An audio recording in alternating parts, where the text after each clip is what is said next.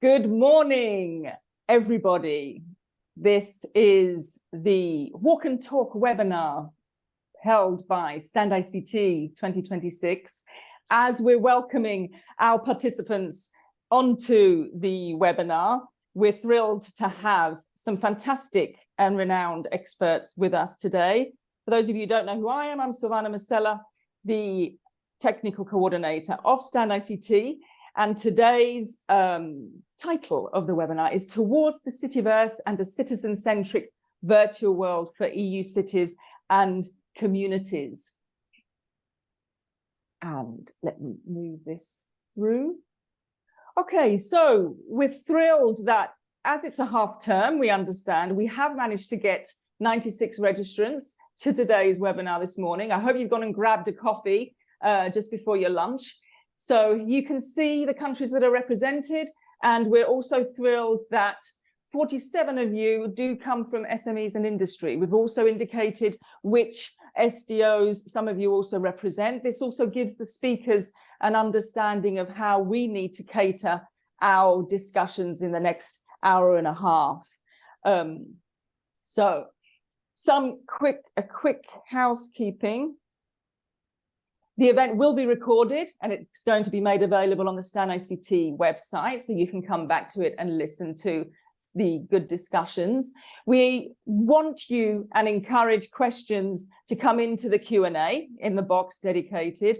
But as we see people coming in as participants, and obviously we can't get everyone as speakers on these webinars, and we'd love to, but we really want to use the chat functionality to actually indicate who you are and perhaps underline if you're working on any efforts around CitiVerse, around Metaverse, around standardization, because this helps us for our community then get back to you if we see any nice and relevant points here. So don't feel that you're out of place. If you write anything in the chat, that's what it's there for. So please do exploit that, and we'll make a note of all the names and try and get back to you after these webinars. And they're usually really useful, the functionality. So please be an active participant. We love that. You'll see in front of you the speakers. We're thrilled to have them really with us. And it also shows the work that StandICT has culminated in doing over these past years, since 2018. And you see here we have Antonio Kung and Joel Myers. They're both our Technical Working Group chairs of the CitiVerse Working Group. We have the Deputy Head of Unit of DG Connect for Communities at the EC, Cristina Martinez. We have two of our fellow experts from StandICT, so those who are actually receiving financial contributions on the Metaverse. They put in applications and were successful, and that's both Marius Preda and Pilar Orero. I've not gone through their titles to save on time. And finally, we have Toba Larin, who has been supporting on the Technical Working Group via StandICT, who is also given his time to us today. So thank you all. These Walk and Talk webinar series have been quite popular. These are some of the past episodes we've had on the Digital Product Passport or Quantum, on IoT and Edge. And what I do want to underline is that we feel we're agile in that when there's a request that comes into us from the European Commission to actually work on efforts like what's happened also for CitiVerse today, StandICT says, right, let's try and assemble a set of experts then and push this forward, try and get applications in via StandICT to push forward the work around standardization in these areas. Moving on, which I can't. What do these reports, I'm going too quickly. What do these technical working groups produce? You might have heard about them. They're a set of landscape standardization reports. These are some figures you're seeing here of what the work is we're doing for CitiVerse, what's happened in the past. There are experts, they're chairs and co-chairs, they come together and actually map the whole standardization landscape These are all available via Zenodo, and it's a good reflection when you look at the numbers of how these are coming through. For the future, we would like to incorporate more of the research and innovation projects that are working around standardization efforts. We're trying to do that at the moment now, but we want to make that much more prescriptive going forward so that we're always speaking to the right people. We always have the most updated analysis, and the dialogue with the standardization bodies is always kept high and relevant. I talked about open calls, and Pilar and Marius are two of the examples of the experts receiving money. Underneath StandICT, there's around €3 million available for experts responding to priorities of the ICT rolling plan. Here are some statistics already from the first open call. We do get usually over 100 applications at a time, which tells us that StandICT is still relevant, tells us that work in standardization efforts is crucial and that people are responding to it. And here are some of the statistics that you can see which types of SDOs applications come in and the specific ICT topics that are covered. Here is just a mapping, because what we do is we list the rolling plan ICT priorities in the ICT rolling plan, and applications come in that they have to adhere clearly to the key pillars that are listed in the MSP rolling plan. So we're happy that these are effective in that way. And last up, and then I can wrap up though, we have a set of 9 open calls. We're now on our 3rd open call that opened in October, and it closes on the 9th of January. So we receive all applications, but we do want to prioritize applications that are tackling Metaverse, 5G, 6G, and digital product passport domains. That does not mean that other applications are not considered. Clearly, this is a continuous effort, which is wonderful, and it's great that these are regularly coming through, but we do underline this point here. So that, I think, is enough for my presentation. I think I'm going to stop sharing now. If you're not following us or you want to find out more clearly, do contact us on the information you find there. And with that, I'm going to pass the floor now to Cristina Martinez, the Deputy Head for Smart Technologies for Communities at the European Commission. And your slides have come through, which is perfect, Cristina, so the floor is yours. Thank you. Thank you very much, Silvana, and I'm really thrilled to be here today, particularly because this community indeed will bring a lot of value in the work that the Commission wants to promote in this area.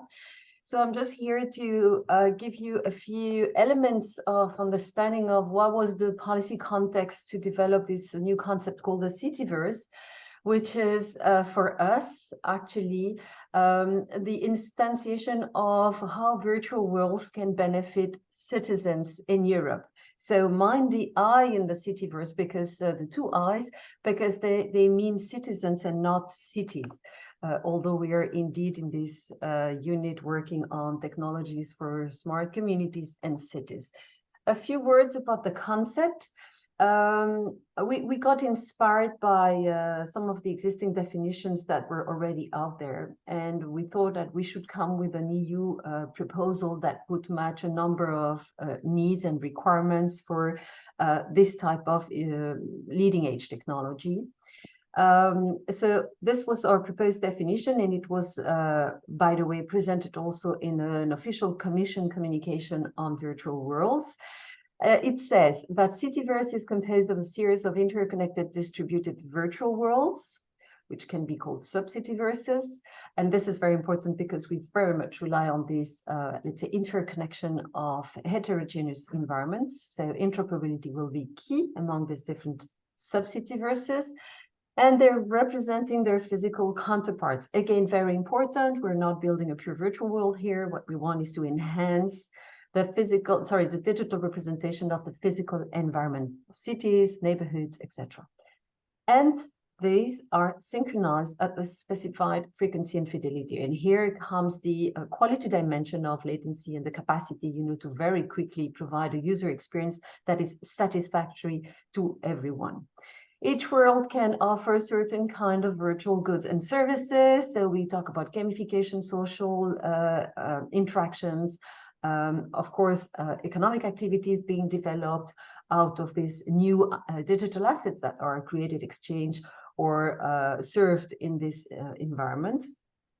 And of course, virtual environments are needed, but they need to be replicating, as I said, physical ones.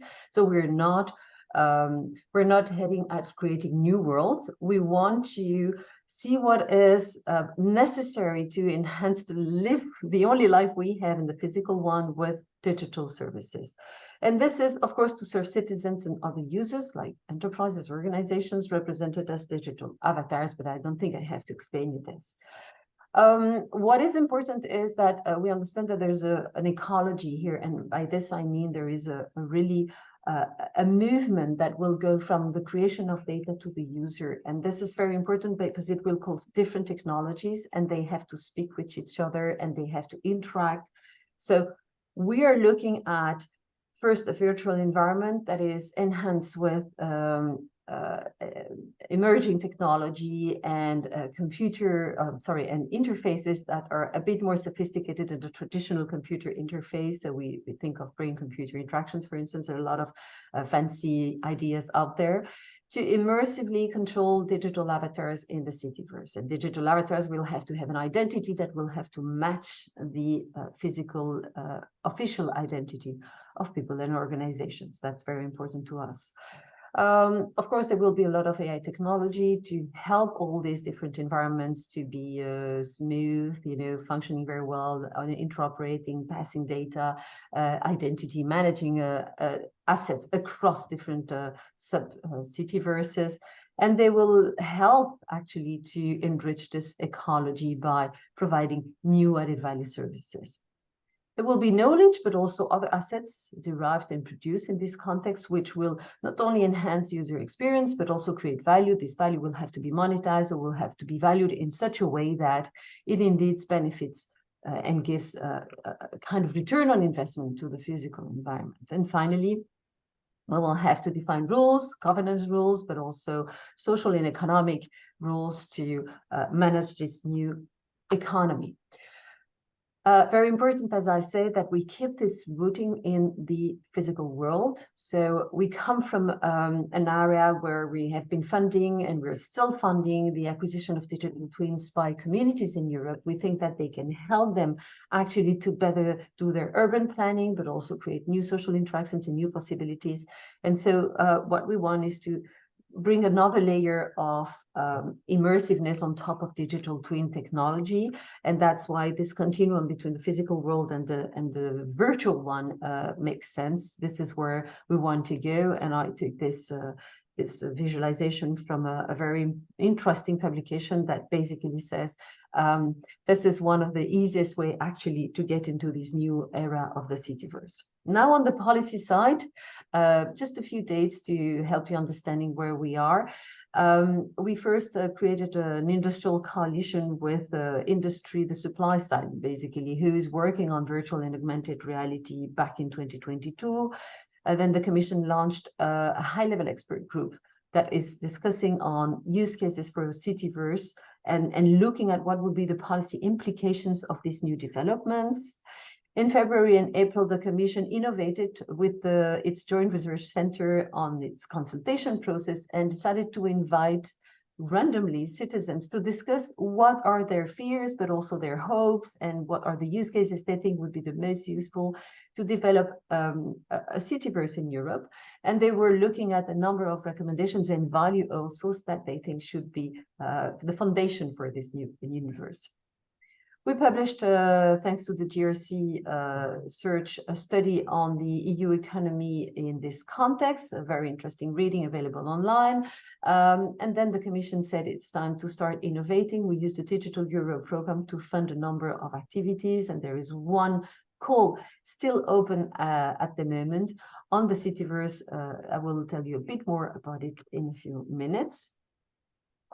And then very important, the Commission said it's time now to communicate about our action, our strategy.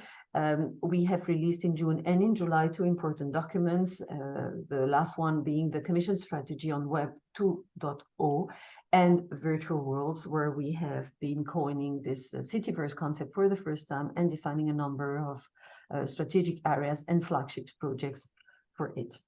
What we aim at is, and this is why it is very important that we use a different concept, that we use this new label as a different concept of what we can hear, about Metaverse and virtual world technology. What we want is a CitiVerse that reflects EU values and principles, where European businesses can develop world-leading applications, scale them up and grow them up, and these applications will be hopefully based on open and standards solutions. They have to be powered by open and distributed technologies that can enable interoperability and take into account sustainability, inclusion, and accessibility when designing those solutions. We think that we can rely on our technology leadership, on our single market, and also on these new policies that support technological sovereignty in Europe. Therefore, we are equipping cities, communities in Europe with solutions, with a toolbox to create those digital twins, interconnect them, and then progressively build a CitiVerse in Europe based on EU technology. To finish on the policy context, bear in mind that we have a very strong policy framework in Europe that is already addressing a number of challenges brought by the CitiVerse. Let me just name a few: the Digital Services Act, which looks at accountability and obligations of online platforms. We have the Data Governance Act and Data Act to look at free flow of data.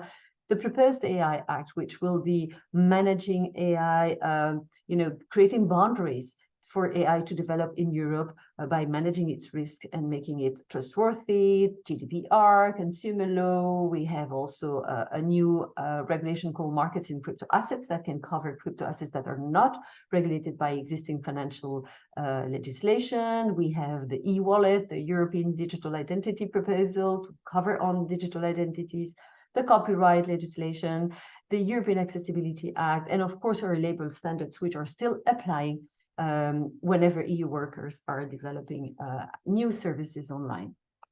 All this to say that we are ready for developing applications in this realm. We think that a number of applications in the area that could be useful for cities and communities have to do with urban planning, optimizing actually urban planning, but also by involving citizens in the solutions, in the proposed solutions, and taking decisions based on evidence. It can help on policy scenarios, on public services distribution. It can, of course, increase education. Everybody knows those use cases: shopping, entertainment, cultural visits, and so on and so forth. But we wanted to have a more precise definition of what these use cases could be in the area of the CitiVerse. So there was a consultation in the context of the Living in EU initiative, supported by a number of projects, where we have been asking users, people developing solutions in cities, what are their most important use cases? And they have classified them along a number of parameters. A number of experts worked on their value, tried to categorize them by, let's say, their capacity to be realized very quickly or not, what was their cost, the sophistication of the solutions, and so on and so forth. And here is an example of what were considered the most relevant use cases for the community. So we go from real-time situational awareness for citizens to, in the longer term, evidence-based policy in real time, or simulation of extreme weather events phenomena, for instance. Finally, a word on standardization. It might be perhaps a bit premature to come with standards at this stage, because we know that there's a number of, let's say, vertical technologies that are used for developing the CitiVerse that are not mature enough. However, we think that it is still time to start collecting requirements and looking at public interest elements.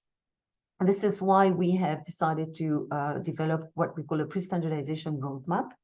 that is, by the way, also encompassing and promoting the use of existing interoperability framework in our area, like the European Interoperability Framework for Smart Cities and Communities, which makes a reference to the minimum interoperability mechanism framework that could help accelerate this definition of standards when the technology is ready. The pre-standardization roadmap is being drafted as we speak. It is, we have a first draft that is pretty stable now. It will be publicized very soon in the context of the ITU focus group on the Metaverse.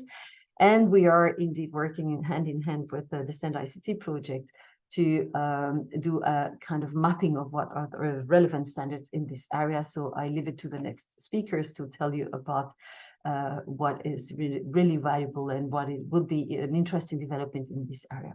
And then finally, a few words on what is coming. We still need to invest a lot of research in this area to make it really working according to expectations. And that means, of course, new technologies, new solutions, and new standards probably that will have to be developed. There is a huge number of developments that are being funded on the Horizon Europe. I'm not going to say more about it. What is next? As I said, we just published a communication. We have an open call now on the CitiVerse. We're finalizing the CitiVerse pre-standardization roadmap. We hope to deliver it by end of this year. There will be a new instrument in Europe called the EDIC on local digital twins towards the CitiVerse, which will gather member states around the number of common assets, develop a commons and a toolbox for cities to develop their twins and later on their CitiVerse solutions. We hope that there will be an official ITU adoption of the a proposed standard for the ITU framework. And we are also developing projects that will eventually come together and support the deployment of perhaps a joint CitiVerse application in Europe. I will leave the slides on the call objectives, but I am engaging everybody to look at the description of the call. These are the expected outcomes. We hope to have good pilot projects demonstrating the use cases and testing solutions, looking at what are the obstacles and derive lessons from this. A roadmap for developing, implementing the CitiVerse in Europe, and a number of recommendations for a joint platform run by open technologies in Europe. Here are the details on the call. We expect several projects between 2 to 5 million euro size for the budget. And the call will close in January next year. So hurry up, you still have some time. But yeah, I think the stakes are high. So I'm really encouraging everyone to join forces and submit good proposals. I will stop here, Silvana. I hope I wasn't too long, and I'm happy to take questions at any time. Thank you very much. That's brilliant, Christina. Can we give Christina a round of applause? I do like the reactions we have on Zoom. So can we all do that? There we go. That's great, Christina. We do have a quick question. And interesting what you mentioned now about EDIC and the local digital twins, because the question was more around any sort of emerging standards with how can the emerging standards within the CitiVerse influence the broader EU policies and strategies on smart technologies for communities. And probably the answer comes to mind already with the linkages also with the member states that perhaps that you mentioned with EDIC is a bit of a no-brainer, but maybe you want to say a few words on that.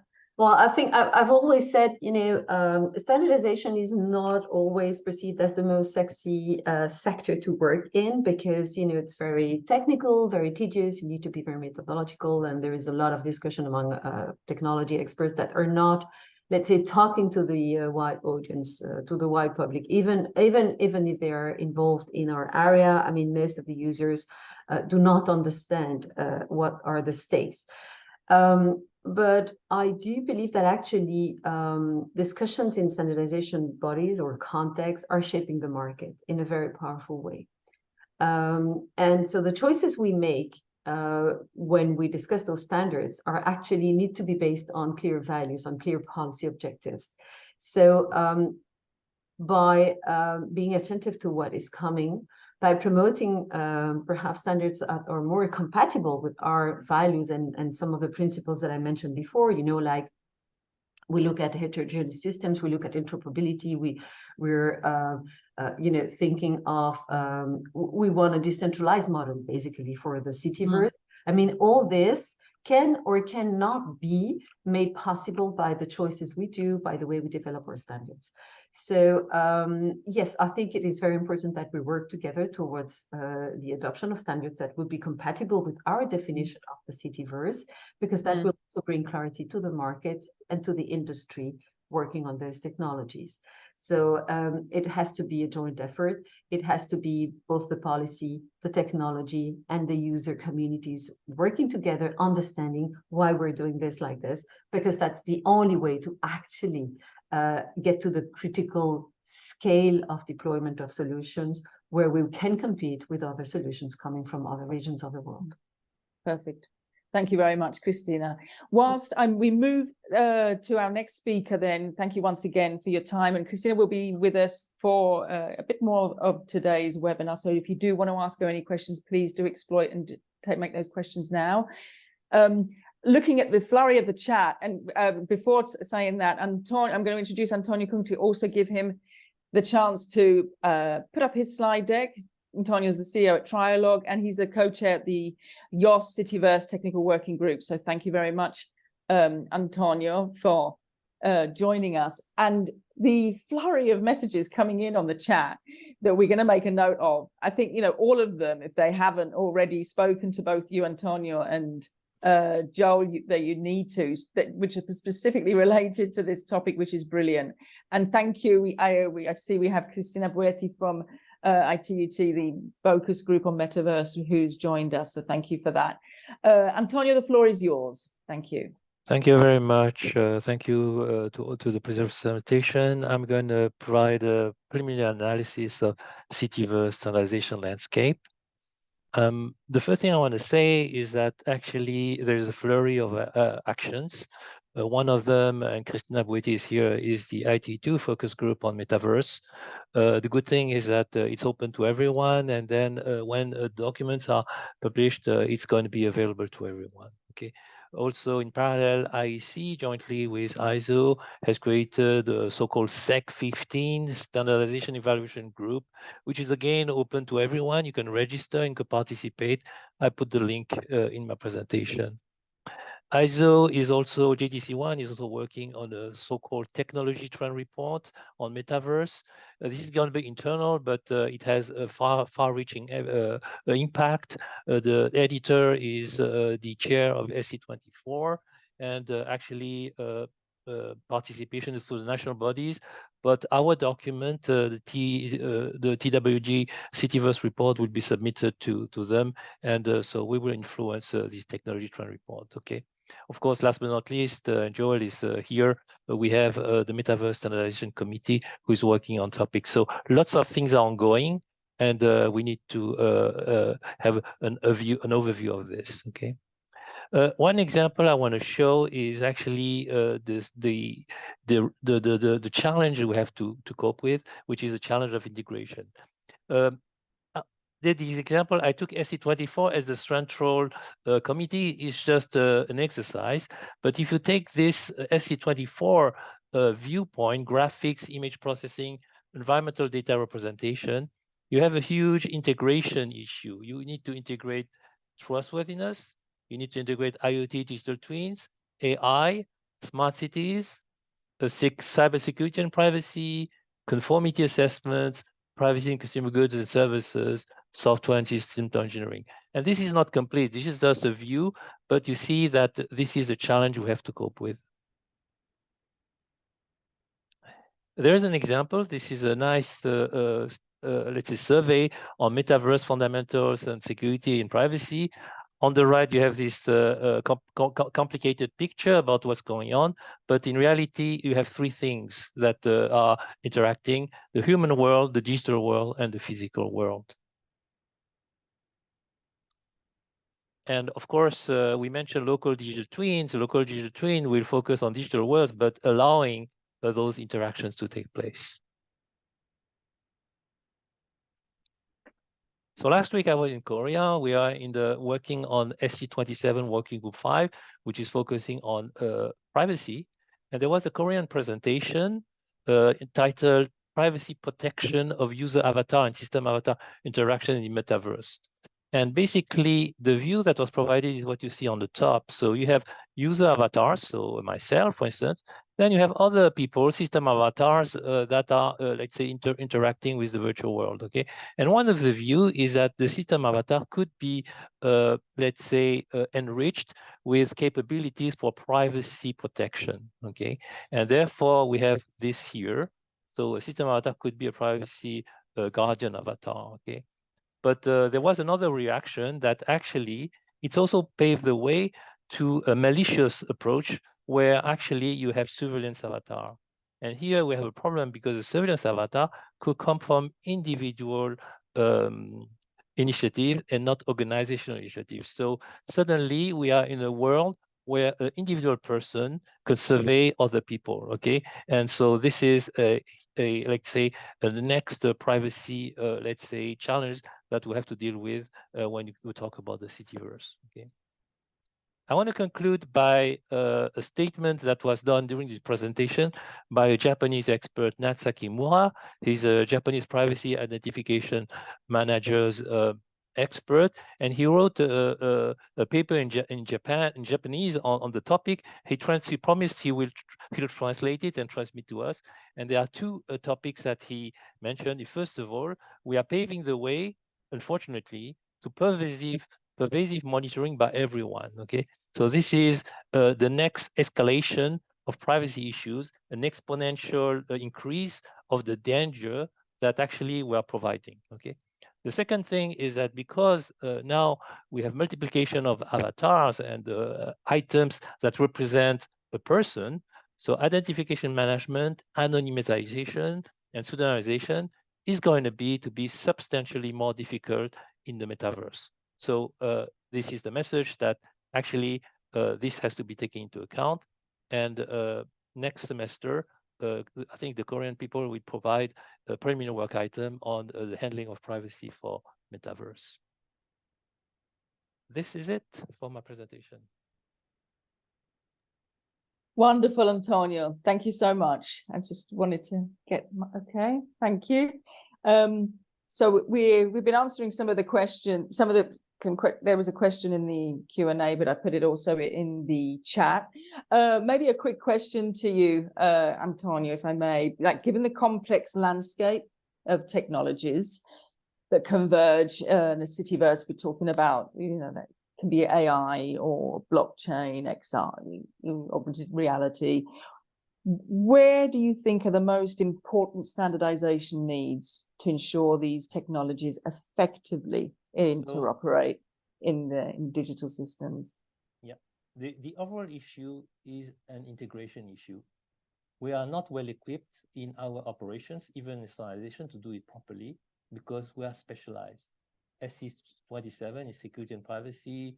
SC24 is about some specific aspect and things like that, okay? So we need to sort this out, and it's going to be very much operational.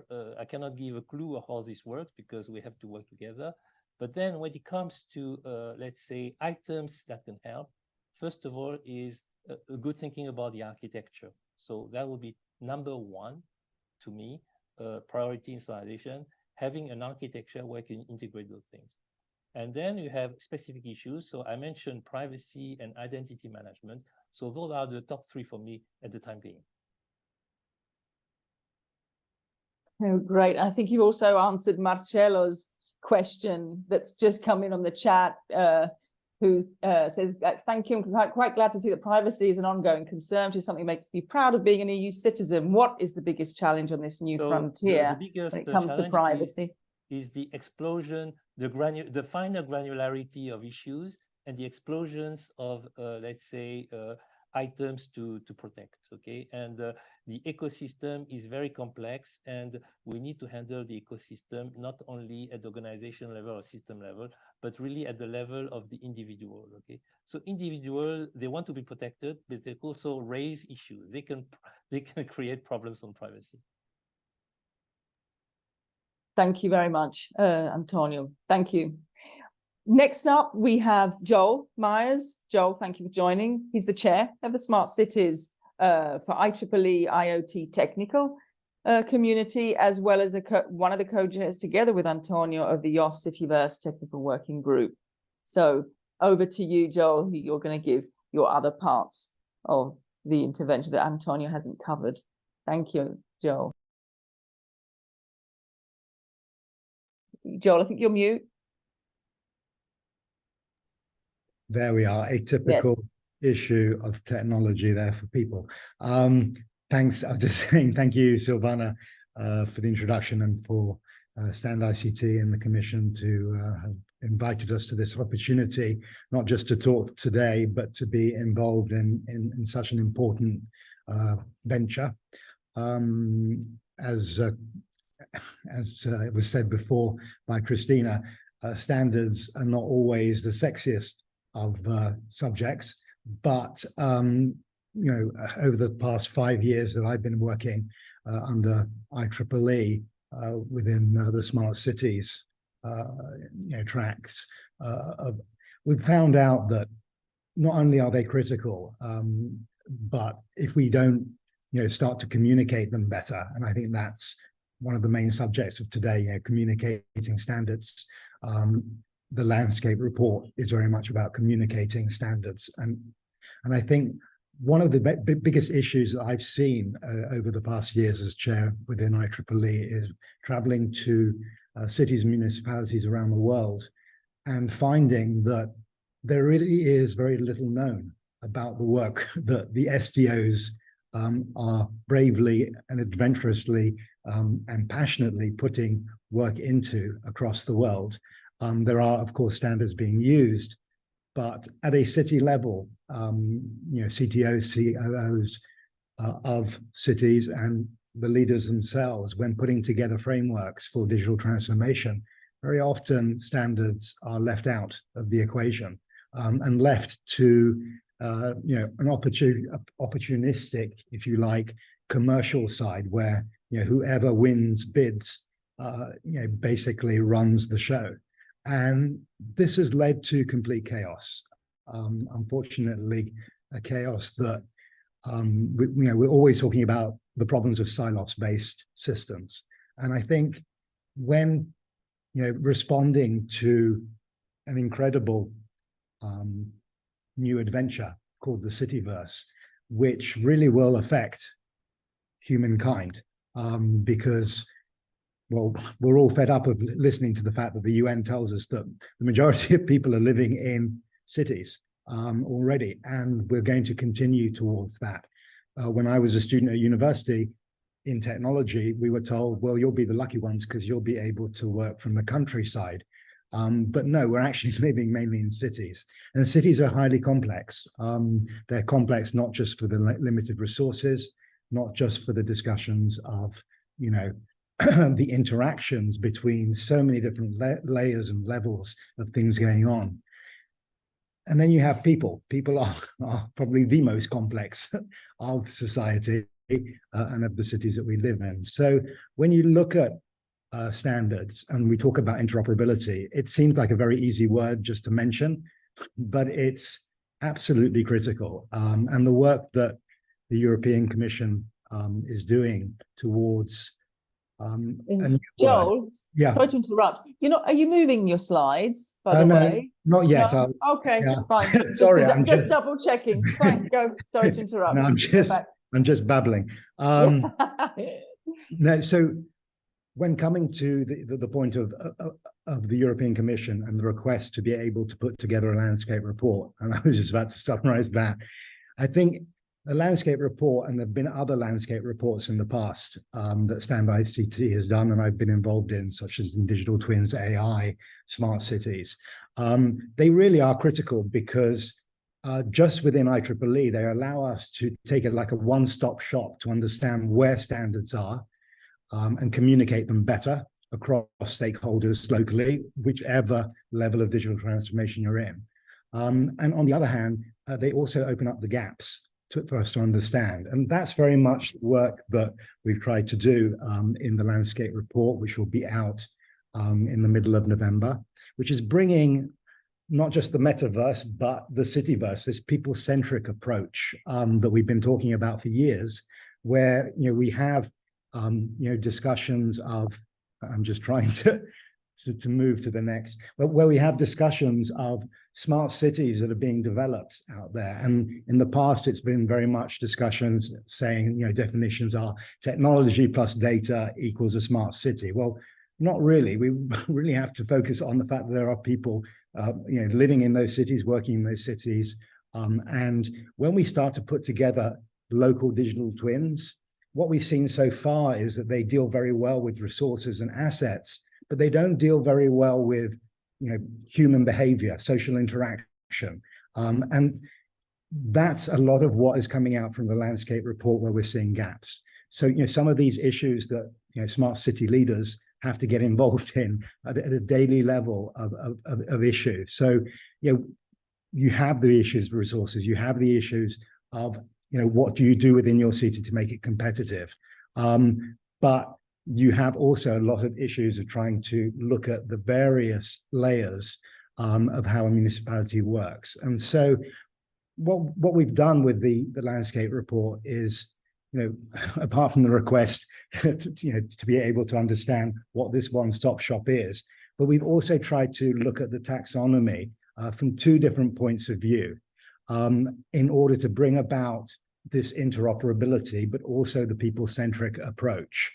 And that really has been looking at it from both a vertical point of view, so the technologies, whether it's a standard that touches upon edge or cloud computing or blockchain or AI, but also the complete sort of other side, the more human side, the more governance side of what's going on, because we've got a lot of issues and challenges that we're facing when we're creating digital transformation. So things like trust, privacy, sustainability, these are all discussions that are becoming more and more core to the way in which we build our smart cities. But where do we go to find the standards there? So what we did, months of work, an incredible working group. Antonio is here, Toby is here as well, but a lot of the fellows and experts that are listening in today have been involved in the work that is coming up to the conclusion of this landscape report, which will be hopefully part of the EU roadmap on the inclusive and sustainable CitiVerses. We've looked at the verticals and we tried to create a taxonomy that best works to the standards that exist across the CitiVerse, and broken it up into 6 different main sections. So applications, information, the virtual world, processing, platform, connectivity. Again, what's important about verticals and the enablers is not just because we're using them as terminology, but how do you access standards? How do you find standards in a landscape report? How do you find them? If you're looking them up on Google or something, you need to be able to understand which are the main areas in which standards are functioning and providing, a possible solution. So we've broken them up, and not necessarily each standard just touches on one of these. It may touch on multiple. For example, in the virtual world with extended reality, where you have augmented reality, you're going to have other areas that have been touched upon within verticals, and it allows us to access these standards in different ways. On the enabler side, and this is really critical with regards to the work that the Commission is doing with StandICT, is that, as I was saying, not only are we going to look at everything from a technology point of view, which us technologists love to do, we get very excited and passionate about our technologies. But what we're doing here is actually twisting it around a little bit and saying, well, what about the characteristics? What about the effects of technology. What are we trying to support and sustain? What are we trying to ensure and guarantee in humanity as we move forward? So if we are building a local digital model of a city, but it doesn't include standards on safety and security and trust, we've already heard in a question that Antonio answered. If it doesn't involve those standards, then we're back to square one, because what's happening and what's been happening over the last decade is that we've had huge issues with adoption of IoT.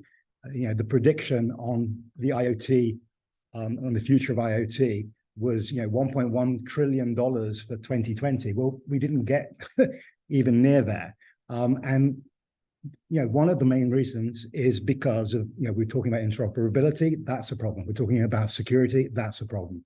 So by looking at the landscape of standards, we need to see whether these more people-centric discussions of governance, as well as technical discussions that are very much user-orientated, are within these standards.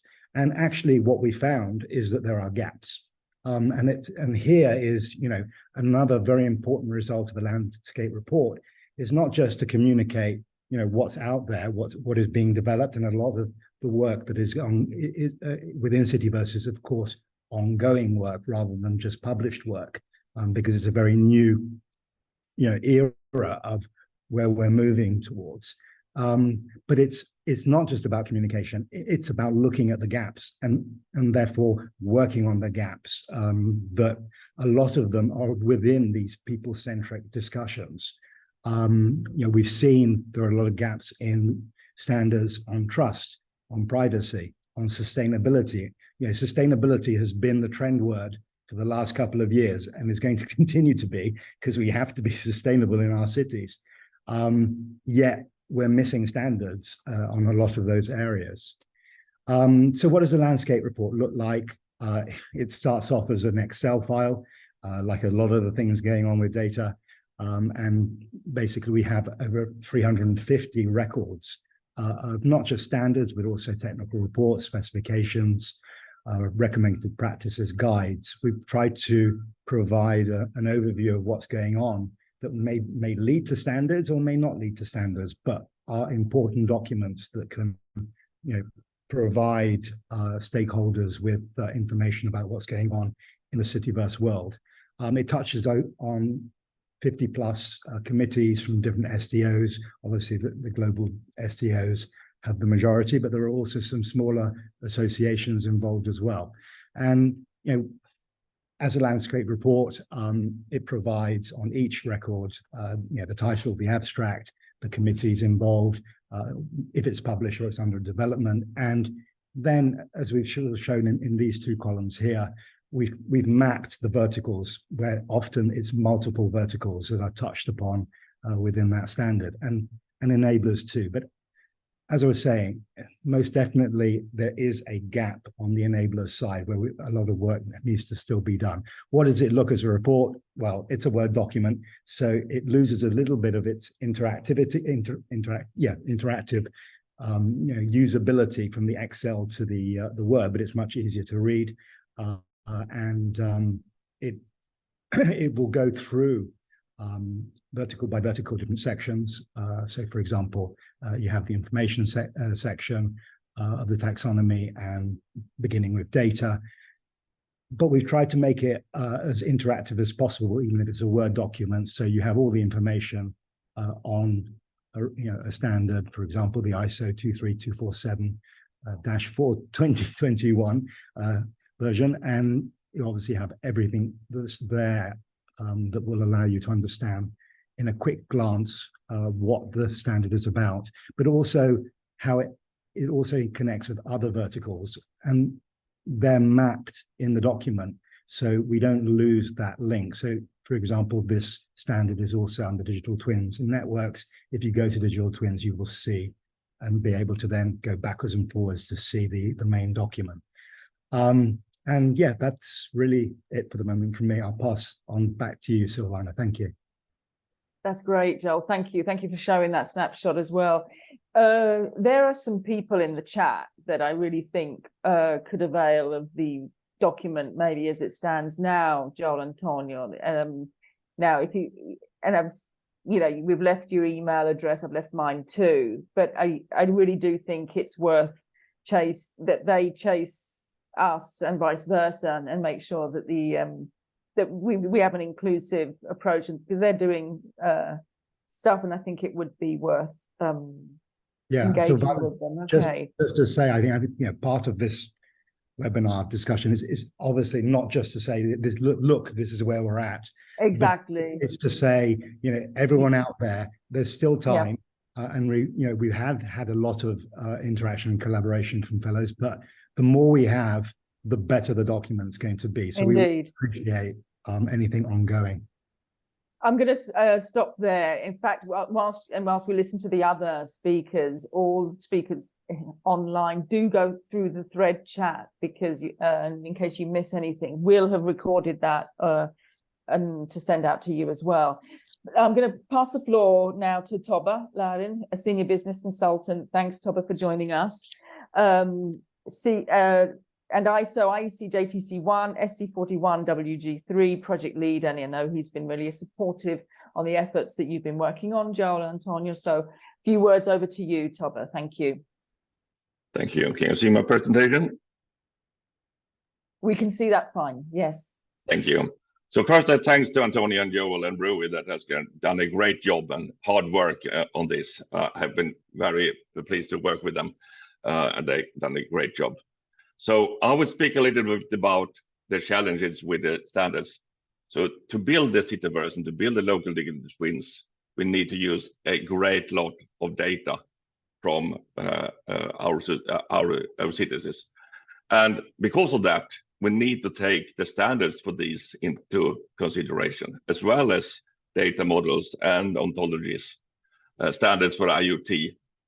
And we will use this with the interoperability mechanism, and the minimal interoperability mechanism will be very important to accomplish this, to build local digital twins. And these local digital twins not only needs to be built, but they need to be built in such a way that they can align vertically, so with the local digital twins for one city is actually fitting together with the local digital twin for another city. And also we need to make them aligned horizontally, so that if you have a local digital twin for a city, it will fit together with the local digital twins for the public transportation company, and it fits together with the local digital twins for the electricity company. And that is a challenge. We also have initiatives like Destination Earth, where we need to use interoperability to enhance the local digital twins with data from Destination Earth. That also places demands on what we do. And all this we will use to build the CitiVerse. And as we have been talking at this, it has a lot of things in common with Metaverse, but there's also many differences. So building blocks for this, the avatars we have been mentioning will be very important, both the avatars that we control ourselves, but also the computerized avatars or bots or whatever you call them, NPCs. And when we see that there are things that are common between the Metaverse and CitiVerse, we need to try to use the same standards, so we can use the same technology instead of inventing different things here. The extended reality with virtual reality, augmented reality, and mixed reality, of course, will be very present in both worlds. But maybe augmented reality will be more interesting actually in the CitiVerse, where we have real data. The interactivity, immersiveness, having the feeling that you are really in the world, being able to interact with your avatar will be very important, so that you have a realistic control of your avatar and feel that you're actually in the world. So those standards are also very important. And of course, everything done with the visualization and graphics will be extremely important in both these worlds. Maybe more important in CitiVerse will be the city information model and BIM things, that actually have data and 3D models and things for real stuff that we will use mostly for CitiVerse, maybe in Metaverse, but definitely in the CitiVerse. Gamification, of course, we realize we will use games in both worlds. Maybe Metaverse will be more used for adventurous games and CitiVerse more for educational games, but that remains to be seen. Chatbots, the avatars that is controlled by the computers. Well, it's not like just in a game when you have one question and one answer. We probably need that technology to make dialogues with the avatars that users have. So that will be useful in both worlds. Blockchain and distributed ledger technology and AI, of course, will be very important. Maybe when we have so much data here into the CitiVerse, AI can be more leveraged in the CitiVerse than even in Metaverse. But we will also use AI to control the bots and what is happening in the CitiVerse. So that those standards are, of course, very important. The haptics and wearables, how we control the avatars, how we get feedback from what is happening in the world, will also be extremely important for the immersiveness and the feeling that you are in the world, that you can interact with your avatar and they get impulses back to you. We have been talking about cybersecurity, privacy, ethics, trust. One of the main issues here is actually to gain, as Antonio was speaking about, an environment where we can trust what is happening there. Trust being there, not being violated for various reasons. So these kind of standards will also be very important. And as we will hear from the next speaker, accessibility, inclusion, extremely important. If we create a new world, let's make that an inclusive world that is available for everyone and truly inclusive. Networks, connectivity, cloud and edge computing, of course, will be part of this. Financial transactions, what is happening there, online shopping and things will for sure be in Metaverse, probably also in the CitiVerse. Therefore, we need to take that into account. And simulation and prediction will also be important standards for we will use the data here from all these data sources here to make prediction and simulations. And actually, when we do the CitiVerse and change that, we actually turn that into a Metaverse doing simulations and can do a lot of stuff with CitiVerse in regards to simulation prediction. And then we have a lot of application areas. And for a standard to be actually useful, we need to take those into consideration, the standards for those application areas as well when we design the CitiVerse. So we see there's a lot of things in common between Metaverse and CitiVerse. If we can use the same standards for that, it will be very useful. We can use the same technology. It will save us a lot of money and cost doing so. But there is also a great lot of things that is actually additional challenges for CitiVerses, taking care of all this data, building all the interoperability, and a lot of other stuff that we need to understand. It's not just Metaverse, it's a lot more with the CitiVerse. I also want to quickly mention an international joint working group that will be probably starting here soon. And if we see this picture, it looks like very easy with the local digital twins, but this is not the reality. The reality is like this. Right now, we are building local digital twins in many different ways, not fitting it together, not using the same technology, and not having interoperability. So this work is actually something that is starting. There will be votation in JTC1 now in the plenary meeting of November together with Syskon Smart City start this joint working group of local digital twins involving other SEOs as well. The first thing to do is you're doing a gap analysis on standards relating to city information modeling, the urban digital twins, asking what did you do, what went well, what standards did you use, what technology did you use, what do you see as needs in the standards for the future. And that would result in giving advices to all SEOs about how to align their standards.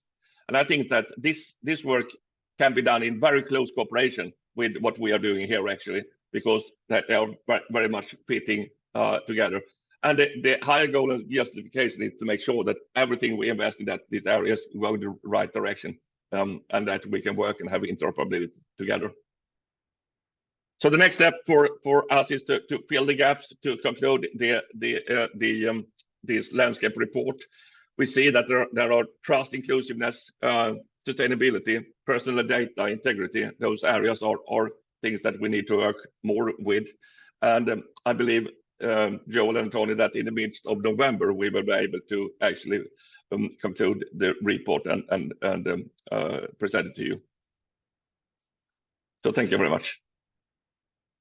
Lovely. That's brilliant, Tobbe. Thank you so much. Question from Joachim in the chat: how to join this work on urban digital twin standardization? Tobbe, maybe you'd like to add a few points in the chat so everyone can have that info. Yes. Joe, Toby, sorry. I'll put my email on there, and anyone that wants to join will be more than welcome. Brilliant. So looking through the thread as well, and in fact, a shout out to the SDOs who are online as well, from IEEE, DIN, Austrian Standards, ITU, W3C, SCC, HL7, and ETSI. We're pleased that you managed to join the group too. Okay, and we're not losing anyone. That's brilliant. So you've got masses of coffee this morning. Our next speaker is Pilar Orero. Pilar, are we going to show the slides? Do you want to do that? What do you want to do? I think you're able to. That's brilliant. Well done, Pilar. I think I can do that. Pilar is a professor at UAB, co-chair of the ITU focus group on Metaverse, study group 8. Thank you, Pilar, for joining us. Also a fellow of StandICT, and the floor is yours. Thank you very much, Silvana. First of all, good morning to all of you. And thank you very much for StandICT, because thanks to their very generous help, I can now travel to all the events that we're doing in ITU, all the meetings that we have in ITU for the Metaverse. And it works. So this is it. What I'm going to present is the Metaverse for all. And the CitiVerse for all. Basically, the idea is that we are building, as Torben was saying, and Antonio and Joel were saying, that a Metaverse, a CitiVerse, where the humans are included, and are they included from the very beginning. So we are hoping that any technology, any service, any product that is developed for the CitiVerse or for the Metaverse takes into consideration the human and the human features to access and to interact with the technology to fully enjoy and participate in this CitiVerse. Otherwise, we are starting to create a new environment, a new ecological or digital ecology system, where we will already create ghettos, and where already we will be discriminating humans. For this, ITU has started a new focus group on the Metaverse. Cristina Buetti, I think is this tower of strength and diplomacy, is in this chat, is with us today, and she is leading this focus group. And if you look at it, there is a work group called Work Group 8, which is Sustainability, Accessibility, and Inclusion. Now, Cristina Martinez at the beginning said that standards are not very sexy. Well, sustainability, accessibility standards are the least sexy of the unsexy standards. So yes, you would find that in human factors and accessibility, you have huge gaps, and nobody's interested. And it's interesting because at the end of the day, it's us, it's the humans that we are defining here, and the human interaction and the human communication that we are defining here. But still, we have this issue. Luckily, ITU has given this a whole work group, which is very active, and I'm going to report. So this work group 8, Sustainability, Accessibility, and Digital Inclusion. I am co-chairing this with Egypt, with Naveen Tufik, who is again another fantastic worker for this topic. And we've already have 3 deliverables that can already be checked and consulted. The first one is a technical specification, the requirements of accessibility products and services, the Metaverse Part 1, system design perspective. And the second is exactly the same, but is from the user perspective. So we have how should products and services in the Metaverse be designed from both ends. And the other deliverable that we've already got approved is the technical report on guidelines to assess inclusion and accessibility in Metaverse standard development. So those are already there. They've been approved, and they are pre-normative. So probably they would stand enough weight for the next stage would be the standardization. Now, What is forthcoming in this group, which finishes in March 2024? So we're developing another document called How to Build a Metaverse for All. It has two parts. The first part is the legal context, and this part has got to do with all the requirements from the UN to do with the CRPD, and that everyone, all humans, they have the right to access to all the content and all the digital media. And of course, digital services, digital products, and nothing more than digital products and services is the CitiVerse.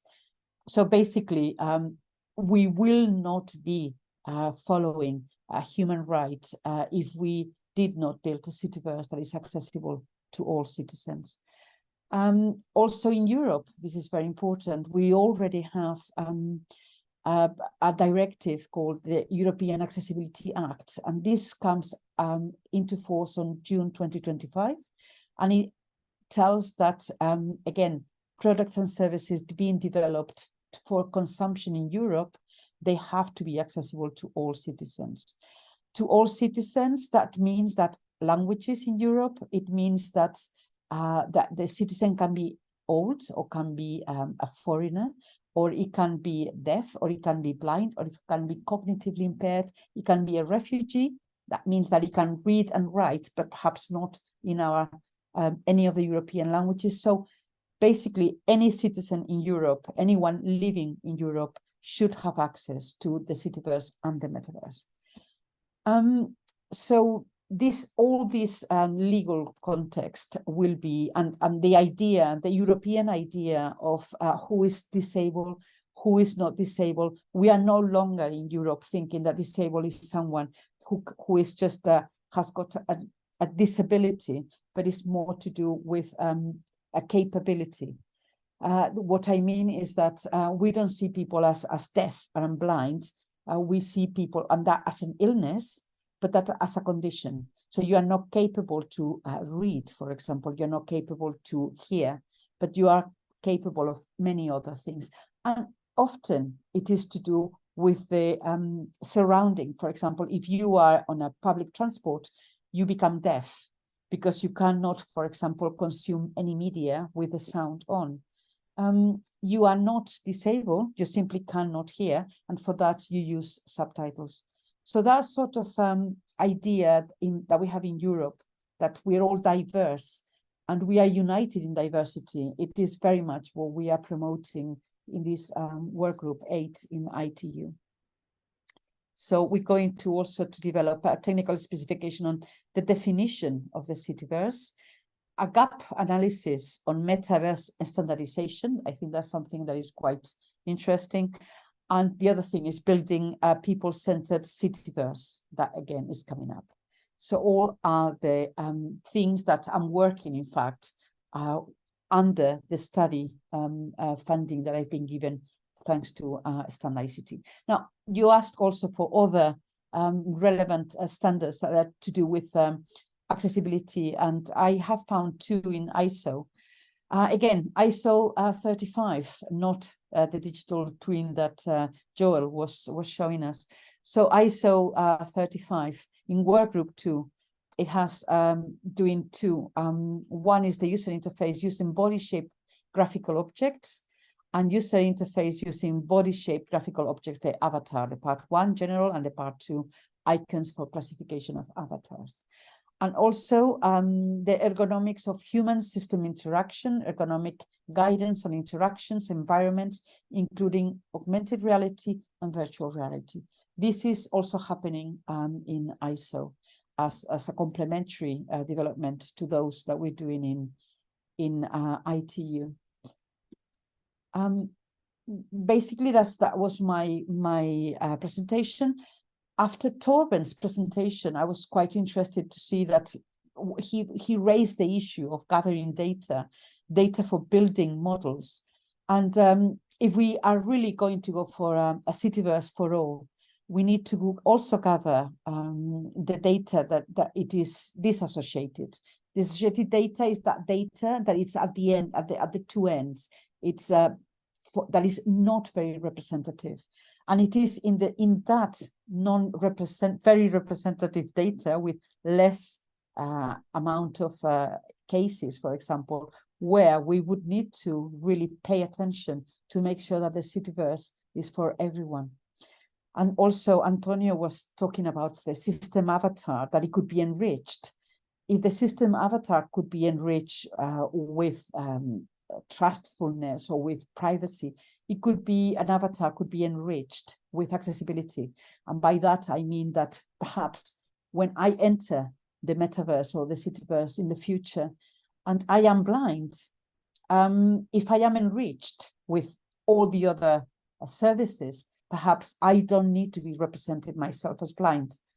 Or perhaps I want to be represented myself as blind. I don't know. That's a very philosophical question. Who do I want to be in the metaverse? Okay, and because it is not going to be a one-to-one avatar. I mean, to me, that is very easy to say that in IT terms, but in human terms, there is much more to do with that. So with that, I finish my presentation. Thank you very much. Thank you so much, Pilar.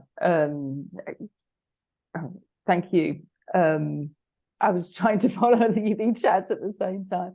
I'm not going to ask a question because I'm sensitive to time. I'm going to go and then we'll see if we have time at the end. So I'm going to go to our final speaker, who is also one of our StandICT fellows, like yourself, Pilar. Thank you for that amazing overview. And it's nice that you're able also to have your feet in the ITU focus group too, to bring your knowledge also there. Marius Preda, Associate Professor, Institut Polytechnique de Paris, and ISO IEC MPEG 3DGH Convener. Thank you, Marius, for joining us, and the floor is yours. Thank you for inviting me. So, yeah, I'm Marius Preda. I'm the convener of one of the MPEG working groups. And I'm also here to show you that the standards sometimes maybe not sexy, but fun enough to get a lot of excitement.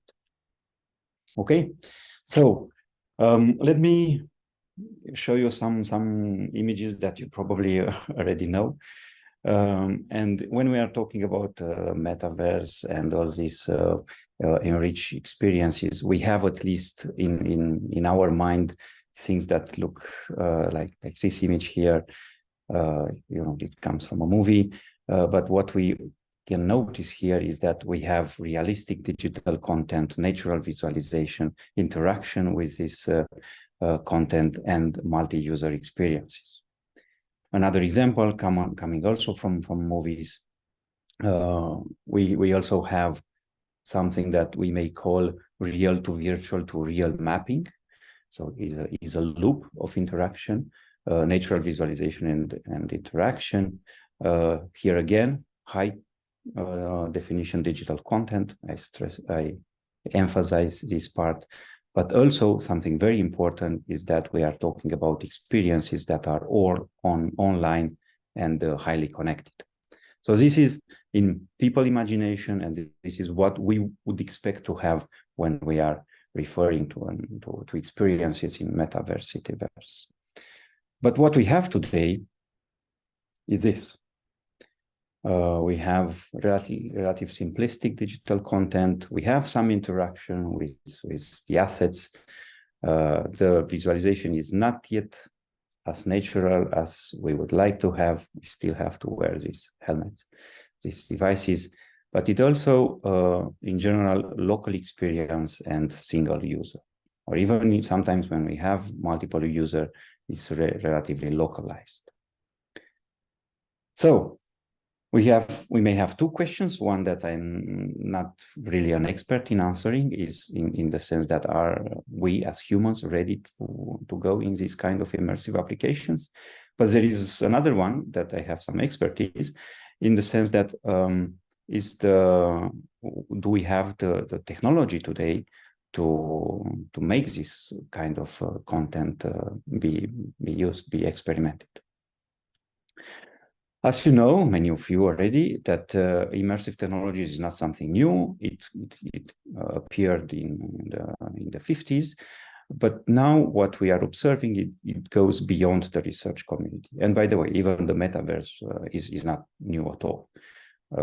I knew already 3 waves because professionally I was there for 3 waves of metaverses. So it will not be anyway the last. But still, what is happening now is that not only researchers are interested, but big and small companies, standardization organizations, and this is why we are here, and public actors, and this is why the Commission is here. We are all interested in immersive technologies. I just captured some logos from some of these reports, and we see many players there. Yeah, you also this big trend of what the metaverse will do and completely change the world in the next months, which, by the way, is not the case, but is still okay that we are knowing the direction. And then I want to focus, because this is part of the report, on the landscape report that was prepared by the group, on a particular aspect, is only one among the others, but I think is relevant, and is what I can call the MPEG offer for Metaverse. What is already known in this kind of experiences is that they require a lot of data.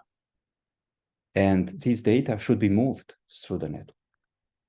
And we already know that without having proper manners to make this data travel, it will not work.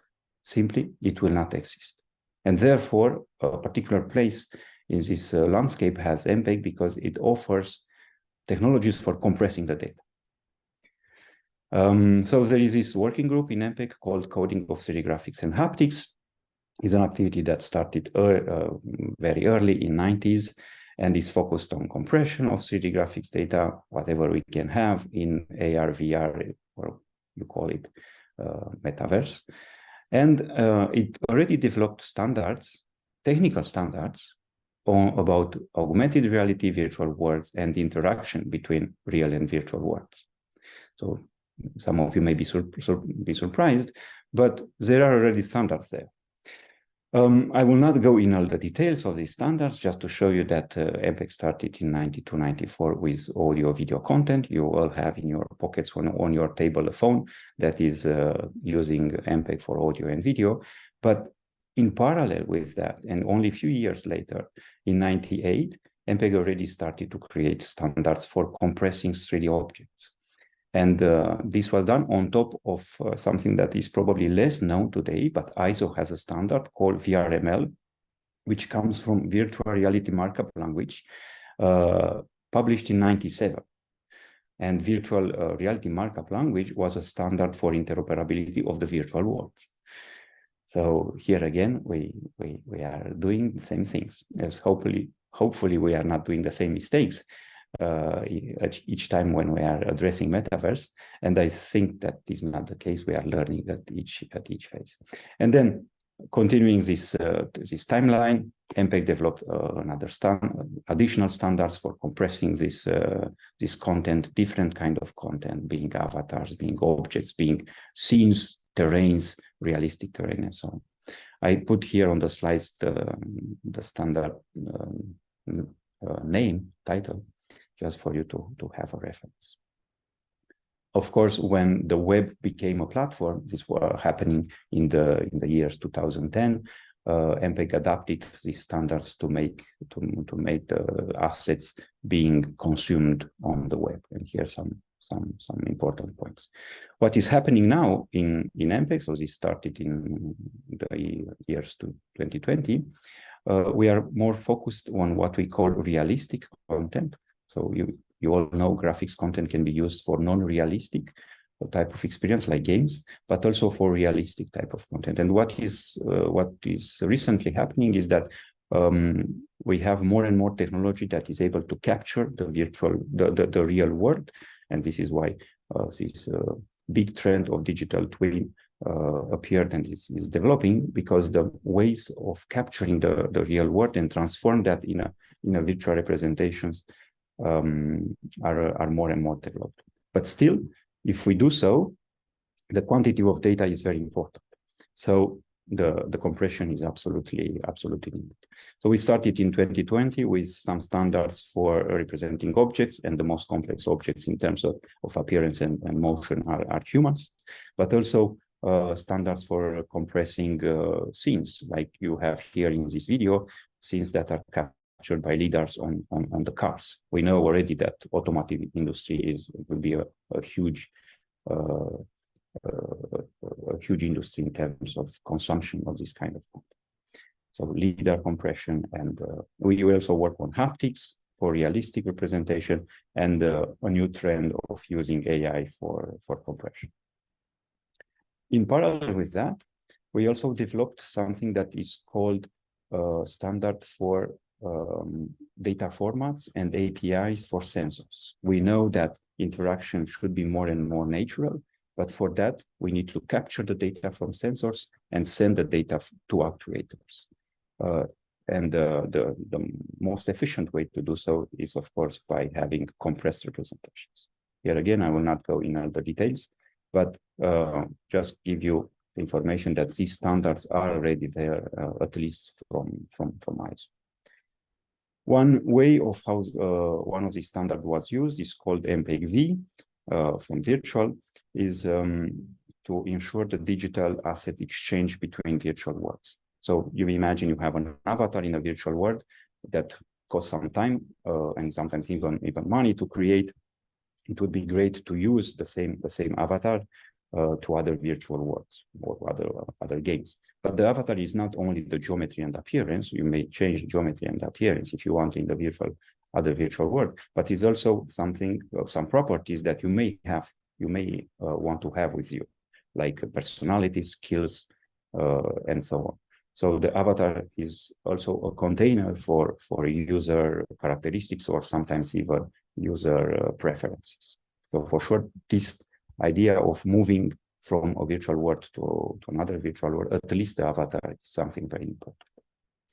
I will conclude because we don't have too much time, but so with saying that 3DG Age and MPEG in general developed a lot of technologies and standards for interoperability of various type of 3D assets, always with the idea in mind that these assets should be compressed. There are two particular ones in terms of standards, MPEG-V for the interoperability between virtual worlds, and another one called RF that allows to represent full AR experiences. So they are there in the market. We are now focusing on compressing data coming from the real world, because that is a challenge in the sense that this data without compression can simply not be used, not useful, it's too big. And of course, we are looking forward to collaborate with other SDOs. The challenge of interoperability in Metaverse is huge, and the problem we face already is that there is a big trend of creating private ecosystems, private in the sense controlled by single companies. And for sure, as open standard organization, we have to pay attention to that and make sure that that this can be handled in an open space. And here I put the example of digital television. Some of you remember that we had the same problems in the 80s, 90s with digital television, for which we didn't have a single standard at that time. And because MPEG created a compressed digital version for video, that digital television could converge to a unified ecosystem. Thank you very much. I put here, I will finish with this one just to show you who are the participants, and not necessarily because I like logos, but I think that is very important for us in Europe to pay attention what is going on. We, as Christina mentioned, there are some values in Europe about the openness, and we have to keep this also in the Metaverse interoperability, and I think Europe has a big role to play there. Thank you very much. Thank you, Marius. That was truly engaging, and you've got some very good comments in the chat. Everyone's asking to have access to the slides, and in fact, as part of our housekeeping, we do include all slide presentations on our StandICT website. So I'm looking through there. You do have a question from one of the chats. Marius, where is it? It's from Riccardo Riparini. Does the MPEG group also provide a catalogue of solutions and products compliant with its standards? Yeah, we are trying to keep this updated. It's not MPEG that is providing that, but there are companies and other forums that are using MPEG standards and are publishing this kind of list. Yeah, I can point you with some of these reports. Probably when I will add to my slides, and when I distribute the slides, you may have that information in. Silvana, your microphone is muted. Sorry, I'm mute. Yep. Thank you very much, Marius. With that, then we'll wait for your updated versions. So Ricardo access the ones that come into the slide deck, not the ones obviously that you saw here. I was trying to see if there were any other questions. We did have a hand up from Joachim. If Joachim is still with us, do you want we suggested for you to put the question in the chat? If not, we're not able to have you speak on this. I can. Hi, good morning, everybody. Francesco here. I could let Joachim step in for 1 minute if you want. Joachim, do you want to ask a question? Here. Use your go. Okay. Francesco's letting you in. Can you speak? Can you talk now, Joachim? You're now enabled. Give you 3 seconds. I have no question. Sorry, I don't know that my hand's up. I'm sorry. No worries. No, sorry, Joachim. We didn't want to put you on the spot there. But thank you for your active contributions in the chat, and in fact, all of you. And we're coming up to the end of our session. I'd like to personally thank each and every one of you. The fact that we have a full house at the beginning and at the end does say something for your interventions. So we'd like to thank you. I think what's impressed me also the most is the amount of people who are doing work on this. And I'm sure that Joel and Antonio are going to be inundated now with exchanges. So that, I think, was half of the success that we wanted to actually achieve with this. So in terms of dates, though, for the reporting, Joel, Antonio, what can you just remind us something's coming out in 2023, and then we can wrap up. Yeah, so the landscape report should be mid-November, so in just a few weeks' time. But as you were saying, there is enough time, and we're really hoping that part of today's efforts will help engage even more with the incredible resource of experts that are on the call today. So thank you so much. Joel and Antonio, I don't want to give you extra work, but with this time frame in mind, what about if with Rui from DCU as well, Sharon, we organize a quick session from now till mid-November where you're both available, that we send this link to everyone who joined today's call, and whoever can then join that call can give you free insights clearly to then update the report accordingly. So it's an opportunity for you all who have expressed this interest in the chat, and there are a few of you. Let's get a short call, get them on, and see if there are any gaps in whether they want to contribute to the current report. They can do that then. Is that okay? That's a great suggestion. It would be great if it could be early next week. Yes. So that we've got time to obviously then.